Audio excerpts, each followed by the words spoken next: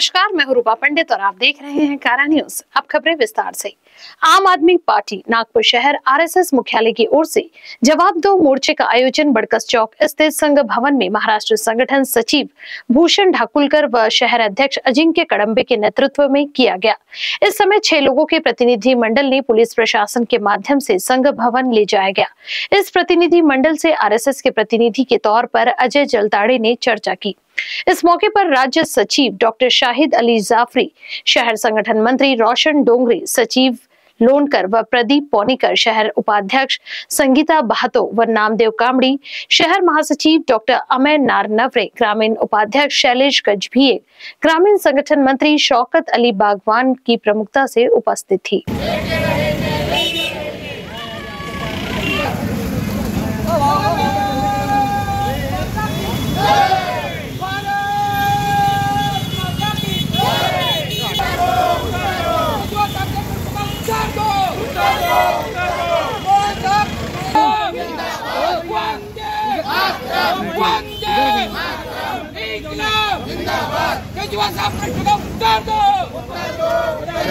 मोहन भागवत साहब जवाब दो, मोहन भागवत साहब जवाब दो, भारत माता की आवाज दो।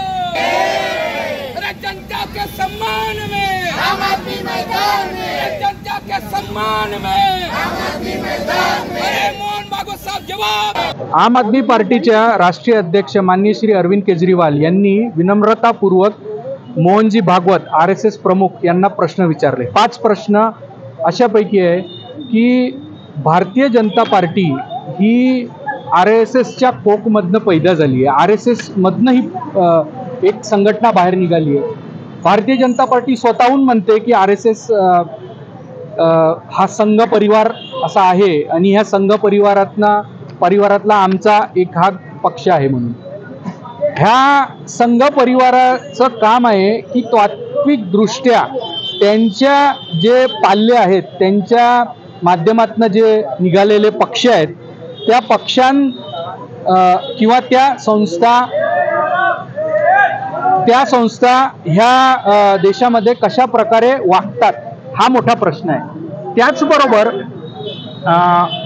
जर भारतीय संस्कृती अनुसार जे पालक असतात ते आपल्या पाल्यांना तात्विक दृष्ट्या कसं जीवन जगायचं हे शिकवत असतात, हे आपल्या भारतीय संस्कृतीमध्ये सगळ्यांना हे माहीत आहे। त्याचबरोबर आम आदमी पार्टीचं असं म्हणणं आहे की माननीय श्री अरविंद केजरीवालांना हा प्रश्न विचारला की ईडी सीबीआयच्या माध्यमातून ज्या प्रकारे ज्या पॉलिटिकल पार्टीजला पक्षांना तोडण्यात येतं आणि भारतीय जनता पार्टीची सरकार बनवण्यात येतं, हे तात्विकदृष्ट्या बरोबर आहे की नाही। दुसरा प्रश्न असा आहे की मोदीजी भ्रष्ट नेत्यांबद्दल भरपूरदा वक्तव्य करतात आणि कळतं आपल्याला काही दिवसात की तेच भ्रष्ट नेते 70,000 करोडचे सारखे घोटाळ्याचे आरोप ज्यांच्यावरती आहे तेच भारतीय जनता पार्टी सोबत मिळून पक्ष बनवतात। त्याच्यानंतर आरएसएस ची जबाबदारी आहे का की भारतीय जनता पार्टी ही तात्विक दृष्ट्या व्यवस्थित वागावी।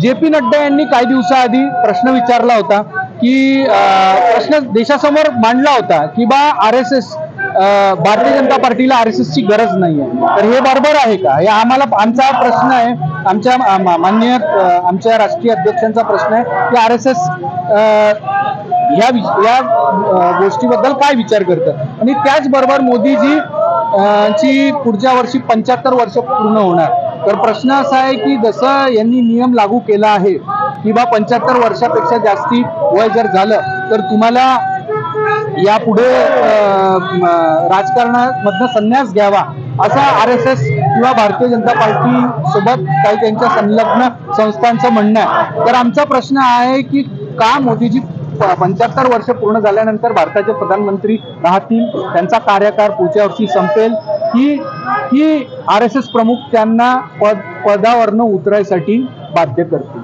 ठीक आहे। कारा न्यूज के लिए नितिन तिलकुले की report.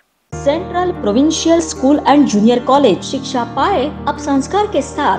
Day day boarding and residential school facilities, library, laboratories, computer room, digital classrooms, music, vocal and instrumental, dance, classical and western, sports, indoor and outdoor. Central Provincial School and Junior College, 38 Vedahari, Outer Ring Road, Post Besa, Nagpur. Our branches at Rameshwari and Vedahari.